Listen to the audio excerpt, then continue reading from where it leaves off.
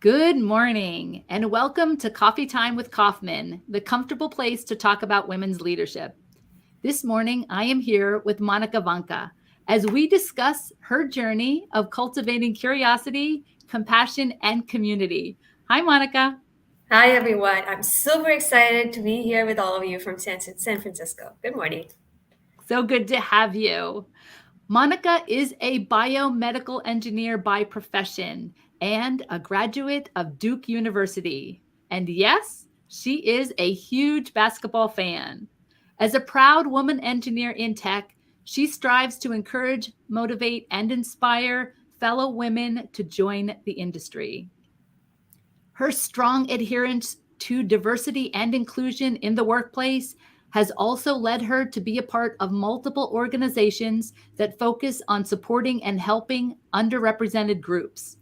In her spare time, she enjoys the fun and challenges that come with activities like escape rooms, painting, playing sports, particularly tennis, being outside, and traveling. Monica is a true everyday heroine because she wants to leave the world better than she found it. But before we discuss Monica's journey of cultivating curiosity, compassion, and community, my name is Maria Kauffman, and today I'm on to my black cherry berry because I've already had my coffee this morning. What are you drinking, Monica? Just hot water.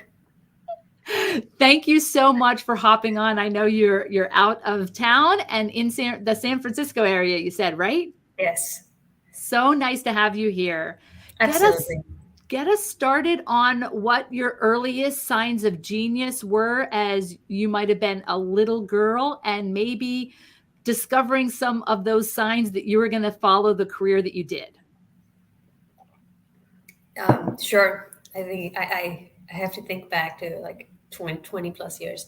Um, I think my parents played a huge part in how I am today, what I'm doing today, and the kind of person I am.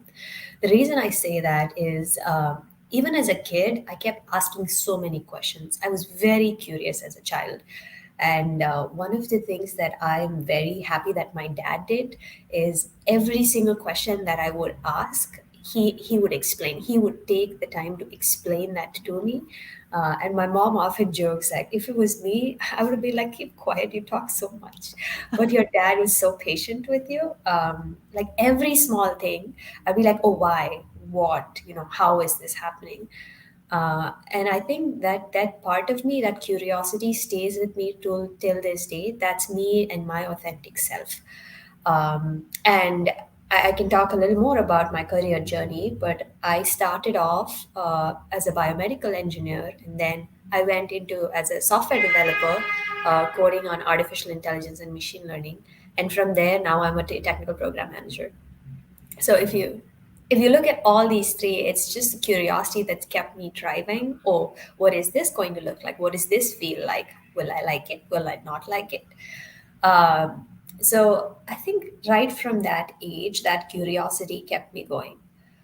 Uh, That's so that's in pretty awesome. And I would have to say too, with a dad like that, it shows a heavy sign of compassion. Right, he is truly he's an absolute. I love my dad. He's amazing.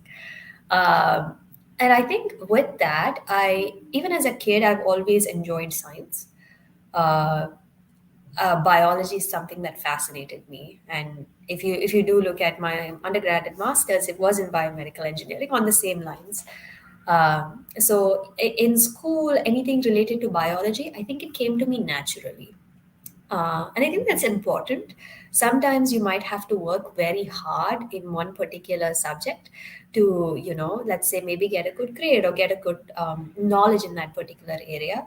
But some of them come to me naturally or come to people naturally. Biology was one, chemistry was another.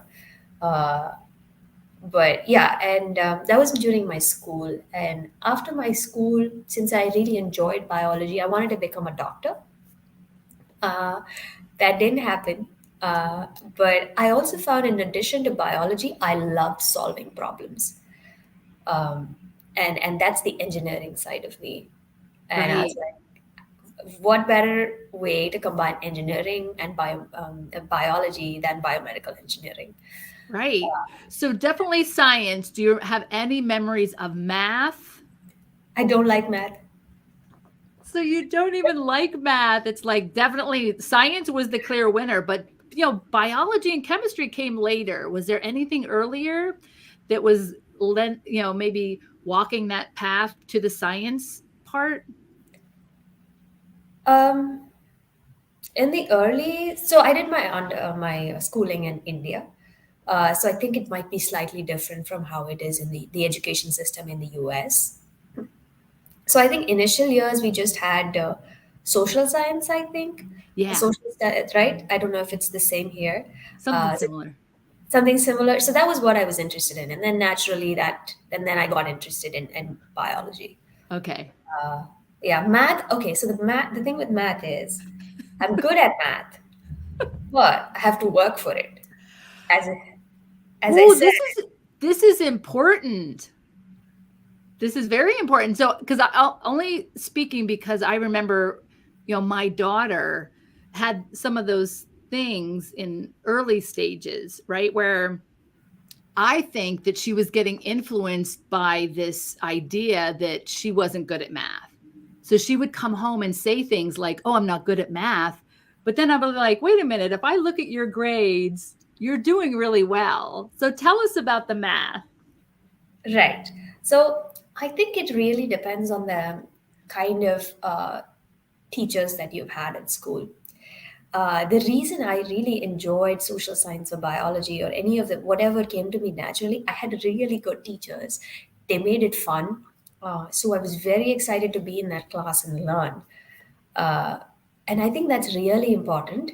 Whereas for math, my teacher at that time wasn't that good. So, or maybe not good. That's probably not a good way to say it. Maybe it wasn't as fun. It's fun. Yeah. So, Or sorry, go ahead. because you talked about the curiosity piece. I think when it's fun, there's a way that teachers kind of help that curiosity get Yes. sparked. Right? If so, when I was a kid in school, we didn't have any of the props or anything like that with which they can teach us. But now I find that you have props, you have virtual reality, you have a lot more gadgets that make it very interesting for kids, which I think is great. Uh, and I miss that for math. And so I wasn't like if I had to sit at home do my homework, my mom used to, she used to be sitting by my side in case I had any questions. And every time I had to do math, I'm like, oh God, I don't want to do this. But I was good at it because uh, as a person, I like to push myself. Even though, I didn't enjoy it too much, I wanted to be good at it. So I had to put in that extra effort to be good at math, whereas the other ones, they came to me naturally. Ooh, I like this. So maybe we'll talk about this a little bit more because I think when you have those types of obstacles, they teach you how to be a better leader, long term. Because life is never going to be perfect, and Right, it's not always going to exactly. be easy. So It it's a happens even in as a software dev or as a TPM, where you might not like every single project that you're on, right? You might have four projects, you love three of them, and one of them you might not like it as much as the other three. But you have to find ways to make it exciting, or you have to push yourself through it. So Yeah, great advice. Okay, so then through high school, you're starting to get into biology. That must be a fun class, obviously, in chemistry. What yeah. was those later years like as you're getting through these classes and maybe starting to create a career path, deciding where to go to college? What was all that like for you? Okay, so even right in my childhood, my parents were very supportive. So they've never told me like you have to get really good grades, you have to get like you have to be in the first in class. They've never said that, and I really appreciate that about them because I never had that pressure on my head that you have to be first in school, you have to do this. In fact, my dad would be like, please don't come first, it's a lot of pressure. If you do come first once, you take so much stress on yourself to maintain that I don't want you to go through that. Wow. So That once yeah. again, dad with the powerful influence. Love it. Yeah, he is. I think he's actually listening to this. I don't know, but Oh, um, so but then since they weren't pushing me too hard, but once I think in one of the subjects I did really good, or in I think in one of the exams I did really good, and I came third in class or something, uh, and it felt really good. I'm like, this feels good. uh, and then nice. yeah, after that I was like, you know what, I want to be first, I want to be second. And I think I started pushing myself. So in my house, it was always like I would be like, I want to come first. I want to, I want to, get really good grades on this exam. And my parents would be like, you should just come sit with us. Don't study all the time. Like just come sit with us. Um, so that happened in my I think until eighth grade or ninth grade, and then 10th grade, we have something called, in India, we have something called board exams. So instead of just your school, I think board exams are across the whole state. Um, and in that one, I actually got in one of the subjects, it's a language called Hindi. I got state first. Uh, and the kind of recognition that you get, like there were people outside my house, there was news reporters taking pictures of me, my mom and dad. um, I Wow. think, yeah, I think that kind of recognition is you feel really good, and you're like, I want that. It feels really good. Wow, you weren't even necessarily seeking that kind of attention, but all of a sudden your Yeah, efforts kind of paid off with yeah. some acknowledgement of the achievement. Right, exactly. I think that's what it comes down to. It's just you've worked really hard for something and now people recognize it and you're rewarded. I think that that gives you a really good feeling. So I think Absolutely. that's what it was. Yeah. Because I think on some level too, it shows that you start to find your purpose. Like these are your skills and talents. That Right, exactly. What am I right? good at, right? And then What and then there's you might know that you're good at Hindi, but now there's this validation or external, the recognition that you get for whatever be it. yeah, cool. So this is through high school. So then was And then 11th and 12th. So we have something called 11th grade and 12th grade. And that's when you have to decide if you want to do. So there's two ways you can go. So you can do just biology and math, or you can do just math and computer science, I think, if I'm not wrong. So I chose biology and math. Um, for and that, if you take that field, you can either become a doctor, like you can go into medicine, or you can do engineering as well. So you have that option. okay. um, I wasn't sure. Like I knew I wanted to do medicine, but what in medicine, or I just knew I wanted to do medicine and nothing more. But one thing that really helped me was talking to people, trying to understand. What do they do? What does their day look like? If I can see myself doing that, Oh, nice job. that's always been there. Like right now, even now, if I have to make a career switch, or if I have to switch in the same, like to a different role, the first thing that I'm going to be doing is just do shadowing or have one-on-ones with people who you think have roles that are interesting. As an example, I'm a program manager. Let's say I want to get into product management. I would find product managers in Microsoft and be like, hey, do you mind if I grab 30 minutes of your time? I just want to know more about what you do. Oh, nice. Uh, Nice.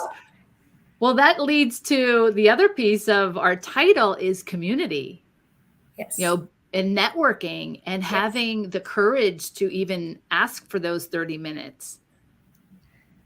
right. Yeah, I understand that it's for some people it's a little harder. Like you have some kind of anxiety, or you're a little hesitant to make that first step. This someone gave me this very valuable piece of advice when I was coming to the US. He's like, you have to ask. If you don't ask, it's a no. But if you do ask, there's a possibility that they can say yes. The worst that they can say is no. So it's the same as you not asking. So the worst that can happen is they can say no, and that's okay. But don't not ask. Just ask for it. I think Yep. I still remember that, and yeah, that's been very, very valuable. Yeah, very valuable in life, I think. Mm. Great. So then you're on a track to get to college for sure. You think in science or Yeah, medicine. and Tell us that's what where. happened. So then I 11th and 12th grade, and then I gave my again 12th. We have something called board exams, and then depending on your grade in the board exams, you either get into medical school or you can get into whatever school you want based on your grade. I couldn't get into medical school, and then I was like, what is the next best option? It was biomedical engineering. Um, and that again, I spoke to people to try and understand, how is biomedical, and they said in India at that time when I was doing it, it wasn't as widespread, or there wasn't as many opportunities for biomedical engineers. And in the US at that time, biomedical engineering was really good. You had a lot more opportunities to do R&D, or actually work on devices. And uh, and it's, anyway, so I went to undergrad and I chose biomedical engineering as my stream. um, yeah, and then I came for my master's. Awesome. So then once you're in and you're taking these classes, what was class like? And actually, even before that, because you definitely have a flair for some fun activities. What was life like for you before you even went to college from a fun perspective? Before I went to college or during college? Yeah, before you went to college, what even like when did you start tennis? Like what was Oh, okay. Yes, I started tennis when I was in 10th grade. oh, And at that time, I actually went to district level at that ooh, time. nice. Uh, so I really enjoyed tennis. And I think even from when I was a kid, I really enjoyed sports. I've always been an outdoor person. I love being outdoors, and any kind of activity. I couldn't run. I was not good at running. I was not good at high jump, but I was good at tennis, and table tennis, ping pong. I was good Oh, at ping pong nice. or table tennis. Um, Badminton, I could play a little bit, not as good as the rest.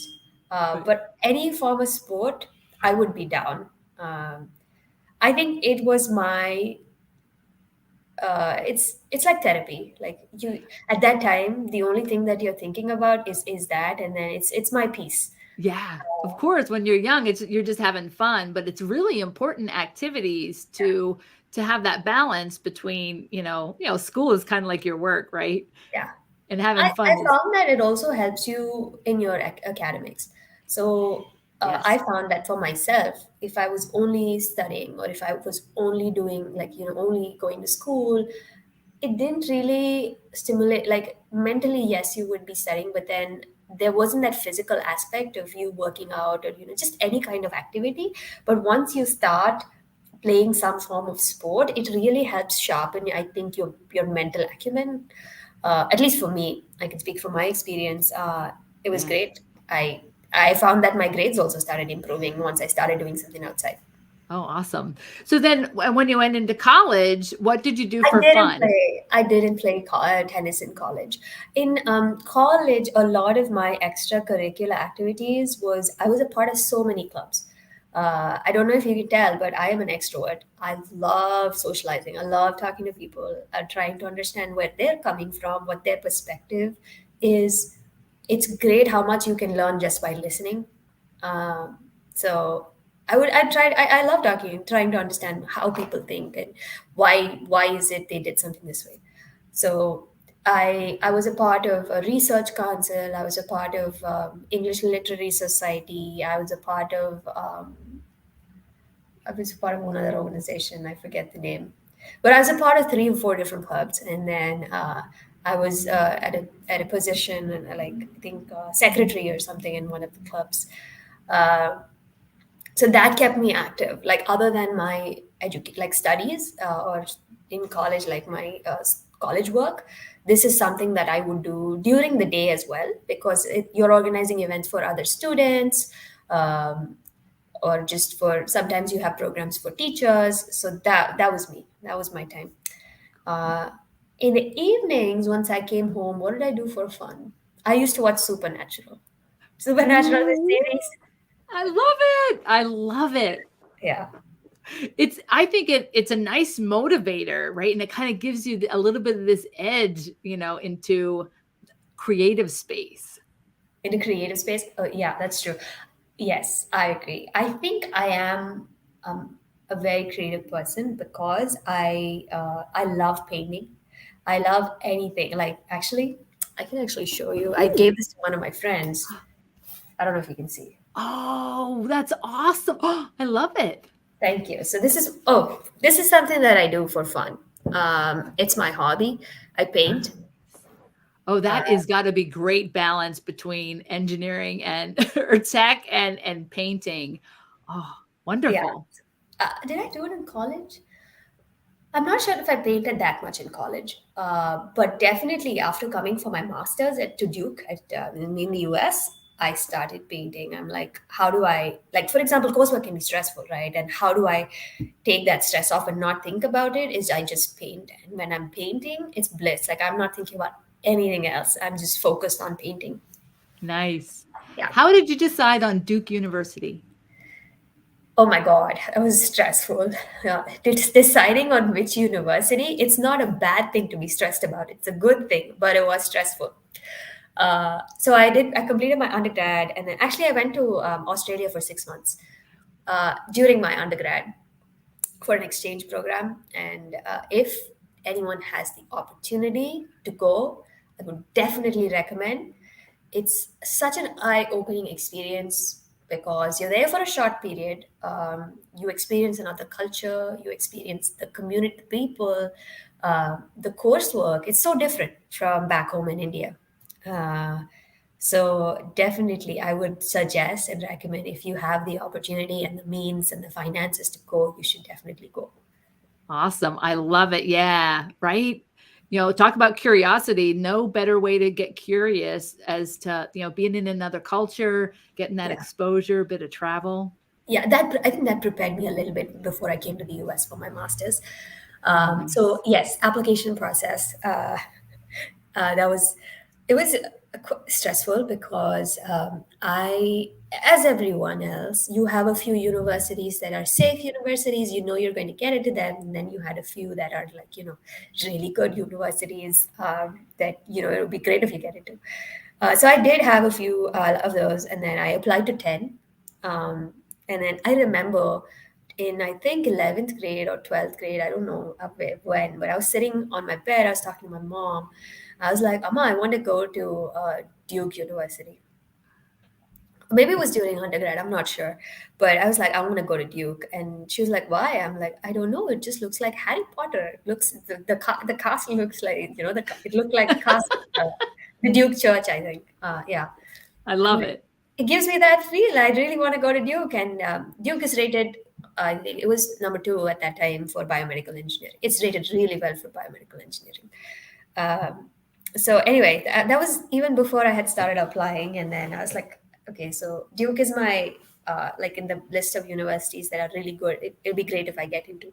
Oh, So it was Duke, UCSD, University of California, San Diego, Cornell, Georgia Tech, and then a few other universities, which I think Carnegie Mellon was one. Anyway, so I applied to 10 universities, and then I got the first one was a reject. It's hard. The it is hard. decision that you see is a reject. I think I started crying. I'm a very emotional person, and so yeah, I started crying. And then my first accept was from Keck Graduate Institute. I think it's in California. So I was very happy, but it was more focused on biotech, not as much biomed. So I wasn't very keen on going. But that was my first accept, and then I got rejected by CMU, I think, and then I got another reject from Yale. And then I got so upset. I'm like, nobody's accepting me. Oh my God. And It then starts to look bleak, right? I know. And then I got two decisions at the same time. It was Duke and UCSD. And I got accepted into both. Nice. So, So I was ecstatic. Again, I started crying. So I'm like, I saw the decision. My mom was next to me, and then I started crying. I'm like, I got accepted. And then I got into Cornell, and I also got into Georgia Tech. And okay, so now the stressful part is not about the decision, but which one do I go to? Right. And it's interesting to, in such a short time, you can go from this tears of sadness to this tears of Sure. joy.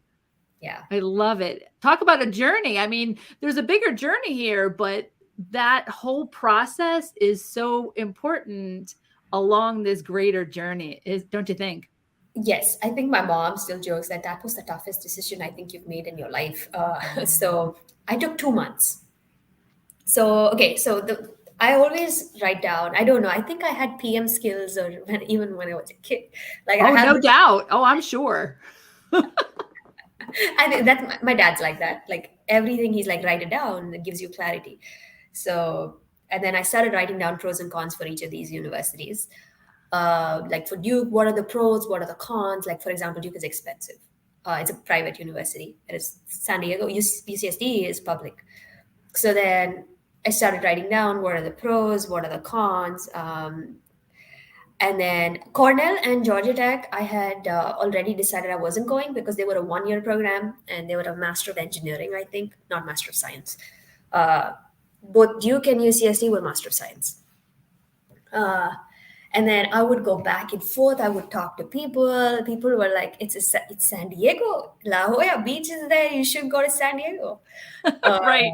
It's I hard to know. beat. Yeah. And then the final thing that I had decided on why I wanted to go to Duke was in UCSD, they had, I think, 4 or 5 courses that I had to do. They were mandatory in biomedical engineering.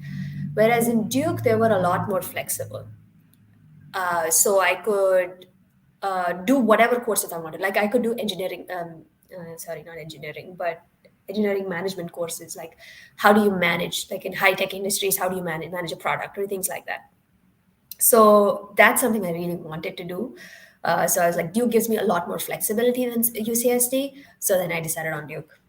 Oh, that is so good. And thank you so much for sharing all those details because it does start to come out like you're talking about. You probably had some of these skills early on that were setting you up for this career that are Yes. probably natural. Yes. And I think without understanding some of those nitty gritty steps of the process, people look at some successes and be like, oh, she went to Duke. And on a high level, you don't understand the thoughts and that whole process that goes into success. I think one of the things that helped me, might help other people, is trying to understand again what is something that you enjoy doing and what is something that you probably don't even realize you've been doing all your life. Like, for example, as a kid, like when I was in third grade or fourth grade, my I would plan my day. Like as a kid, like I Really? would write like if to the T. Like I would write 3 to 4. I'm doing this. 4 to 5. This is what I'm doing. 3:30 to 4:30. This is what I'm doing. Oh Uh, my goodness. Maybe fifth grade actually. Maybe not third. I Wow. was too young that time. And you Uh, must have liked to do it. It must have, I love to do it. I love to have a schedule. I love it. I've worked on schedules. Uh, so those are things that you probably can recognize, or maybe you're if you can't recognize, maybe people around you can help recognize. This is something my mentor had asked me. What is something that you've been doing that you really enjoy? And for me, it's been organizing things. For me, it's been planning my day, planning my schedule. I have a task list every day. Even in school, even in college, I have the sticky note on my laptop that I write all the tasks, and the joy I get taking those off when they're done. It's I amazing. know. I love it. Thank you so much for sharing because that is so important. So I think that's important for you to take a minute and think, what is something that I've been doing, probably haven't even realized that I do really well, then enjoy doing. Yeah. Well, an interesting thing there too, like you started to talk about the difference between, biotech and bioengineering, but like when you get into the real details, and you understand those pieces, I think it does also pave the way. So, you know, because I don't know what the differences are. I mean, you talk about it and the titles are different, But for you, there must have been also some of the like this was not necessarily something that I wanted or I prefer to get into this. Yes. Biotech is more about, like, for example, cell culture. That's biotech. Ah, I Well, I can't put it that much into buckets, but as an example, biotechnology, like pharmacy, all of that comes into biotechnology. Biomed is more medical devices, biomedical devices, like you're designing these instruments, like for example, the stethoscope or the MRI machine. So you're have a lot of engineering components that go into designing those devices. yeah. Well, it also then helps us understand how vast that market is. And, you can get into these specialties and do this, kind of really cool thing if it's what you like. Help us understand that. So you're getting through college, you're loving Duke, you're going to basketball games. Oh my God, yes. I would stand in line for 2 hours to get into those games. So Yes. absolutely. The atmosphere was so good. Like everyone, it's just electric. Uh, Yeah. I It's would try definitely and sorry. it's something to experience. How could you not? Absolutely. I did camp out. Okay, so just for everyone else, Duke has something called camp out where you have to stay in tents, I think, for 2 days. And they have a whistle or something that they do every, maybe, I might be wrong, 3, 4 hours or something. You have to go and give attendance. Like you have to go and tell them that I'm available. They do Oh, that throughout the night as well. So you're wow. literally in a tent, and then every 4 or 5 hours or however frequent it is, you have to go and give your attendance. I'm present. It was Wow. intense, but I did. Dedication Yeah, yeah, I to the did. event. Yeah, so Yeah. I That's did go good. to the basketball game. Duke was hard. Yeah. The reason I say that was it's a the way education system in India is different from how it is in the US. In the US, it's a lot more practical. It's a lot more doing things. In India, it's a lot more learning things. Like it's a lot more text or a lot more books that you have to read, and not as much practical aspect to it. So initially, when I came, there was a lot of things that was going on. I had an initial culture shock, right? Yes. Um, and I didn't have any of my family. That was the first time I was staying away from home. That happened, and it's just the people here are so, like, at Duke, people, the undergrads were so brilliant, and you have that imposter syndrome. You're like, oh, how did I get into Duke? They probably selected me by mistake. I probably shouldn't be here. I'm not good enough, and I'm sure a lot of people go through that, and I know so many of my friends who went through that as well. Yeah. So initial 6 months of Duke was hard, but people prepared me for that. The same person who gave me the advice about don't assume people are going to say no. He said the initial 6 months you'll want to come back home to your parents, come back to India.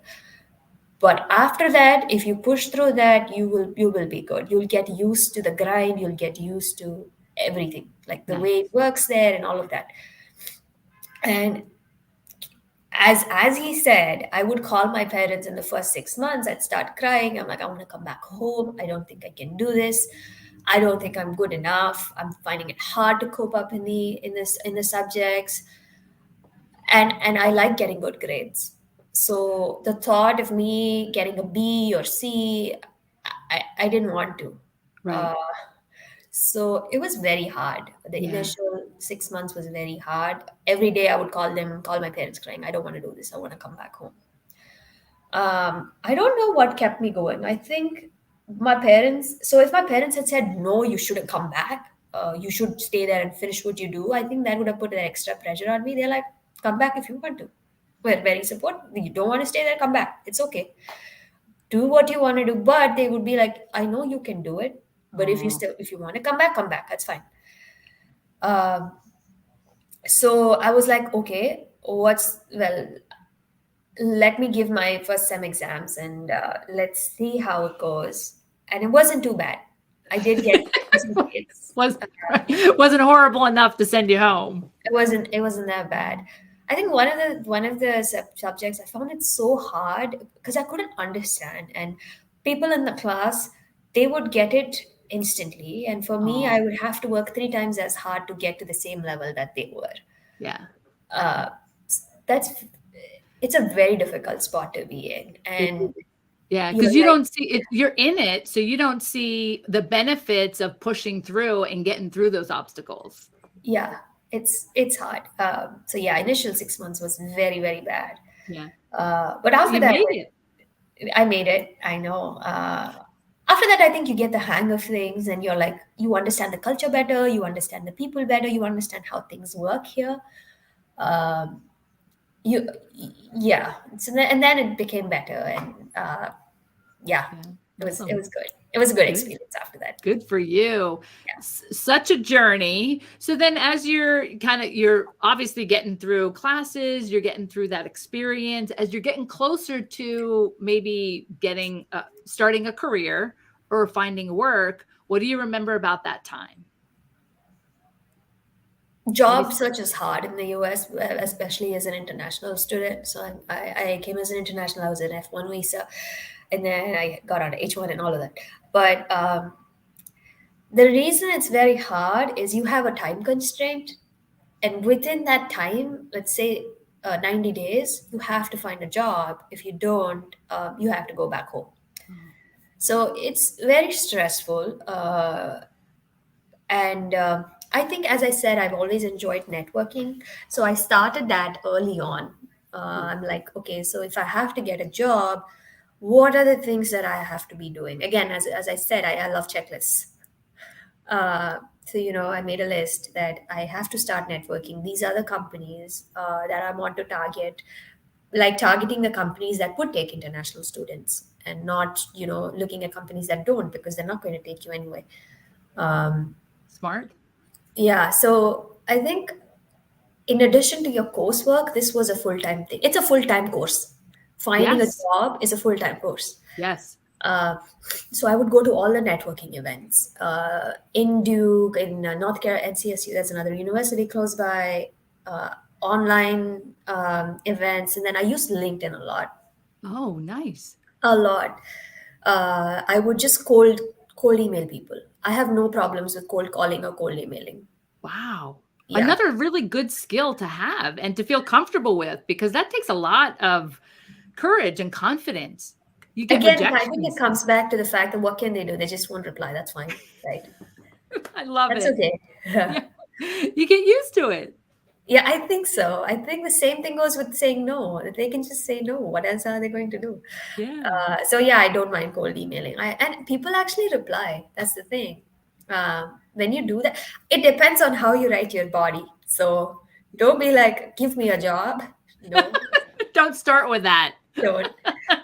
Hold Just off a tell them minute. what your passion is, right? Tell them, this is something I've done in school, and AI/ML is something that fascinates me. This is the research that I've done. Link your LinkedIn, link your research paper, make it easy for them to read your email and have the links.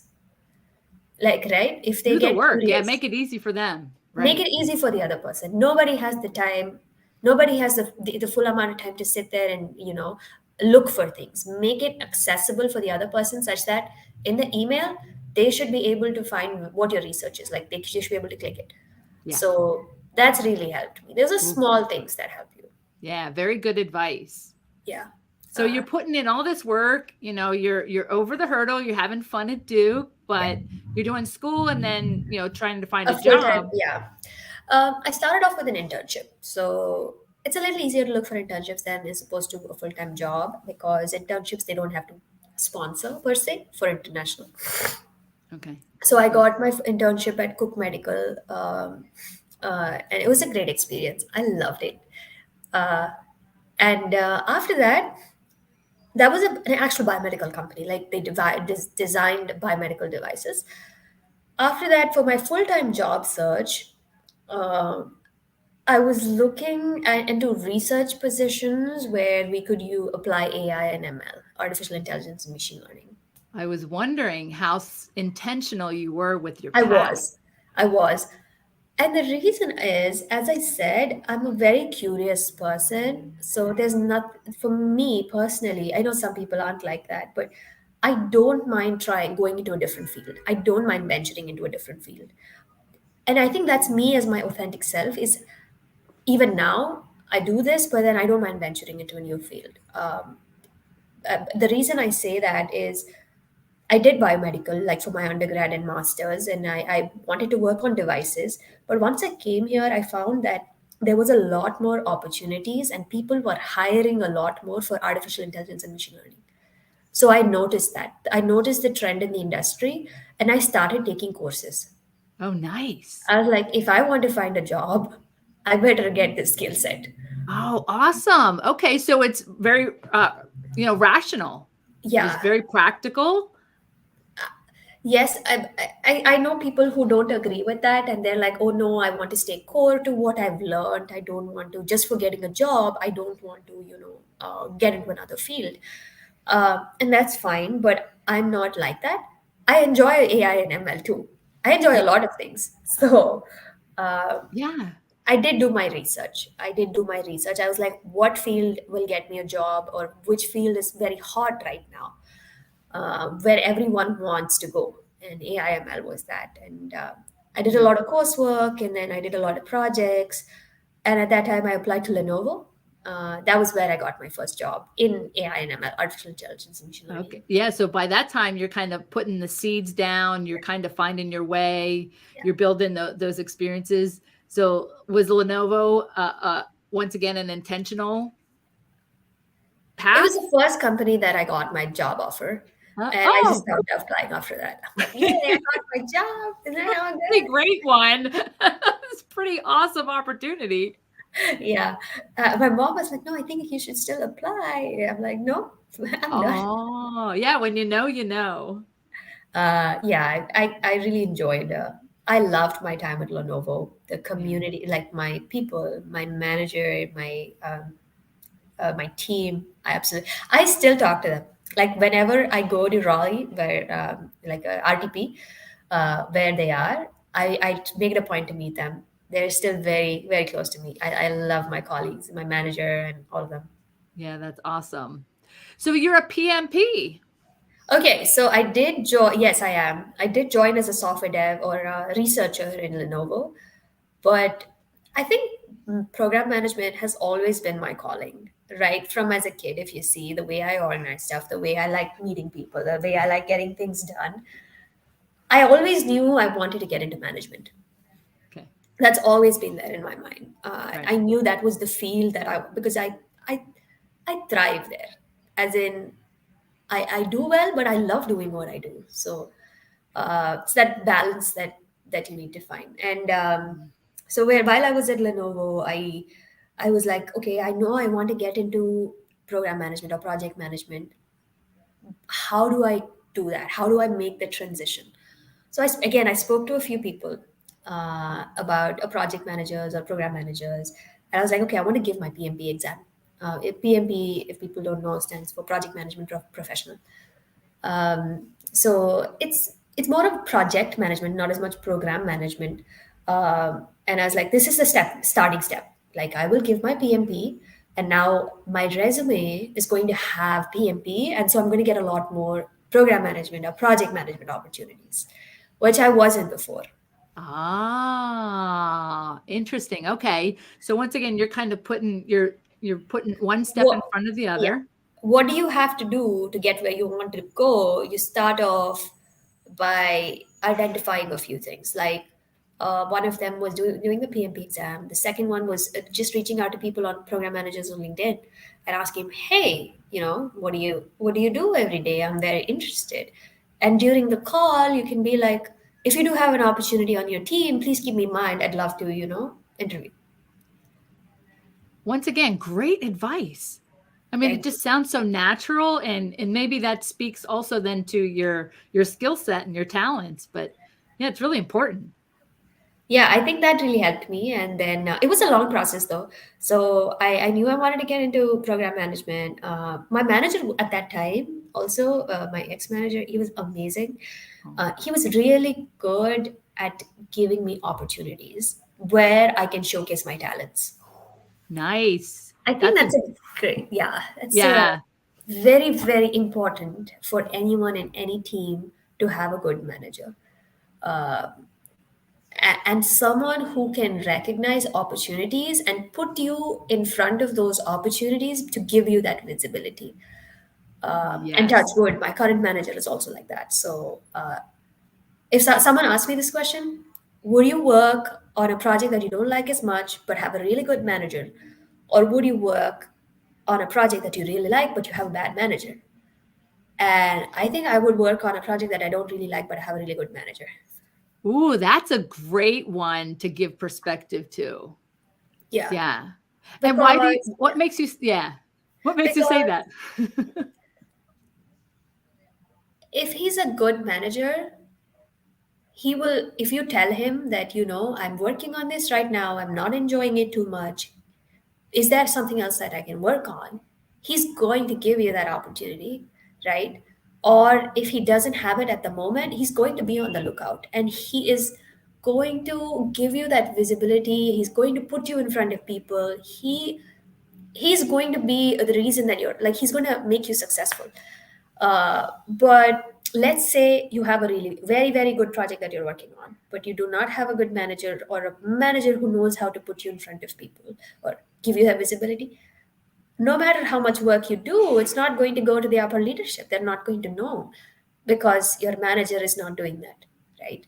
So I would definitely, a good manager, and I don't like the work as much, is Yeah. fine. Well, it's interesting, and listening to you say all this, and I'm also making a connection to our title, which is curiosity, compassion, and community. Right. And I think, if we say good and bad manager, it's more of a question to you is what is that compassionate piece, that kind of might discern between someone you would portray as a good manager or a bad manager. Absolutely, I agree. Is one caution I would like to say is that if you absolutely hate what you're doing when you have a good Yeah. manager, you shouldn't put yourself through that. If it's manageable, then it's fine. But if you, I've been there as well. Like where a project where I absolutely hated, I would cry. I'm like, I don't want to do this. If that's the case, you should switch. I mean, just don't stay there because you have a good manager. If you're going to work crying every day, that's not healthy. Yeah. Just a word of caution there. Yeah. But Thank you. Yeah, because that is important. Yeah, they can definitely dip into the yeah, unhealthy side. yeah, no. But compassion, yes, I think it's very important for your manager to be empathetic, and yeah, it's a very, very good skill to have, and it makes them, you can be your vulnerable self in front of them if they're empathetic, and if they make you comfortable, where you can share what is it that you're actually feeling, right? Like Right. I can call my manager today and be like, Punavan, my manager's name is Punavan in Microsoft. He's amazing. Um, I can be like, this is something that I'm finding really hard. I can be my vulnerable self. I can tell him this is what is happening, and I think he would be completely empathetic to that and supportive. And Yeah. yeah, that's It very, makes very important. Yeah, it makes a big difference. Yeah. Yeah. Because that was another piece as you were talking about that, with someone who, may not have as much compassion, it is hard to share. So, everything starts to break down when you can't be vulnerable. So that Yes, empathetic exactly. piece is such a crucial part of that recipe. You Yeah, know, I think, yeah, absolutely. yeah. Cool. So tell us what you like most about what you're doing right now and how you got into being, how bioengineering into AI, a natural fit. Actually, yeah, it wasn't too much. It was very different because I was working in AI and ML, but I was developing AI ML products for the hospitals. So I was still in biomedical. It's not like I completely switched streams. I was writing code to detect cancer, like lesions on your skin. So you would do some image processing, but it's still the end result was still in healthcare. It's just that you would use AI and ML to solve healthcare problems. Yeah, nice, awesome. A And very that's a good nice intersection again. a nice distinction too. It's like these skill sets can really, pave an Yeah. amazing journey. I think AI and ML has a huge potential in healthcare industry. A huge potential. It's still to tap into it, but that's a different topic for another day. Yeah, good to know though. Yeah. So where is the future of women's leadership going when we can get more women into these fields? Certainly, And if there's anything you want to talk about, I know you've gotten some exposure to some nonprofit Yes. organizations. What were the big impacts that helped pave the way for you? Absolutely. So I'd like to share a little bit about, if you look at my title, it says community. The reason I am where I am today is because of the kind of mentors I've had, is because of the kind of people I've had in my life, and they've encouraged me to come into step as a woman. And this is something that's very dear to me. I'm only here because of them, and I want to be the same for someone else, and I want to give back. I want to be there for people who are, a little scared, or they don't know what they want to do. I want to be there to support you and help you figure out what is it that you want to do, or come into STEM if that's what interests you. So that's why I'm a part of Anita B org. If people don't know, Anita B org is the organization that actually hosts the Grace Hopper conference every year, which a lot of people know. uh, I'm a part of the AI committee, and see, that part of me still stays. I'm a part of the AI Nice. committee Nice. as the vice chair, and we host events, and we try to get more women into STEM. That's what Anita B does, and yeah, so I that's my volunteer time for non that's a non-profit organization that I volunteer with. Just not that, but I try to give back to the community in whatever way possible, because I might just inspire one other person to come into STEM, if who's interested in it. So I volunteer with Anita B. I also volunteer with another thing called ADP List. It's a group of mentees, and then I'm a part of three different ERGs in Microsoft. Two of them focus towards women, and then one is my smaller organization. So community building, that support, building that, basically a support system for other people. That's been a huge part of me. And future of women leadership, at least I can speak from my experience, my company that I have seen. Microsoft is doing a lot. Is doing a lot of effort to get more women into leadership positions, and which is a great beginning. But we still have a long way to go. Just similar to diversity and inclusion, we have started. We're going in the right way, but we still have a long way to go.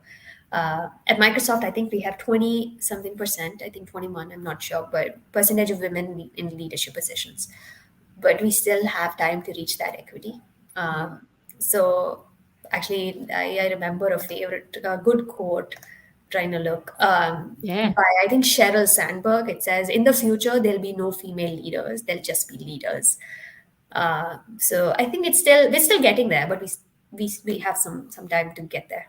Yeah. And I can say, 30 years ago, whenever I started my engineering career, it was very, very few and far between. And I think fields like, bioengineering, biomedical, I know even uh, engineering,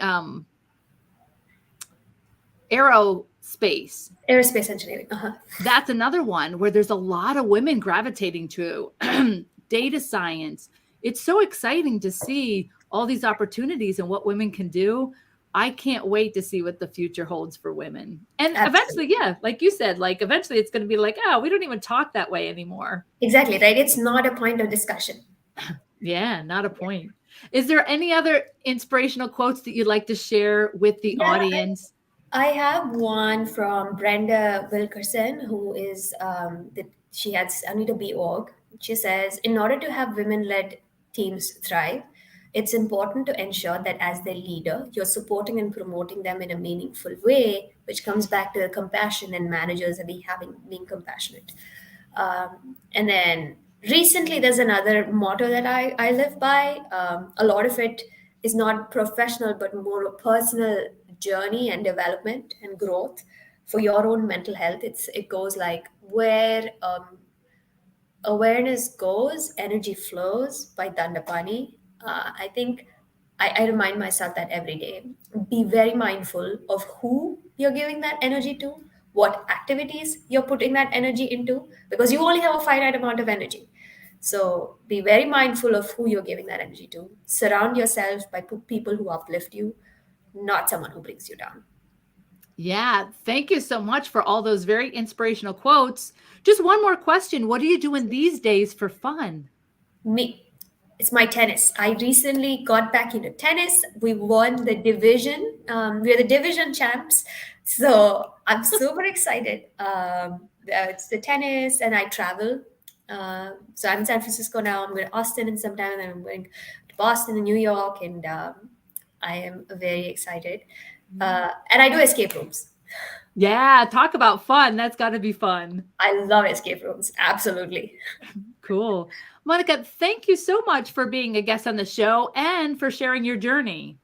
Absolutely. It was such an honor. Thank you, Maria, for doing this. You're an everyday heroine. Thank you so much for giving us this opportunity and this platform to talk and taking this to so many other people who might benefit from it, right? Thank you so much. Certainly. Thank you. I'll certainly make sure that I put some show notes in to reference some of the organizations you discussed and contact you. Absolutely. Yes. Great. If anyone, please feel free to reach out. I would be more than happy to talk about any of the organizations. Awesome. Coffee Time with Kauffman is the comfortable place to discuss women's leadership because I am on a mission to help the world discover the truth about what women are capable of. For more conversations about women's leadership, follow me on LinkedIn or subscribe on YouTube. Have a great week, enjoy your adventures, and journey responsibly.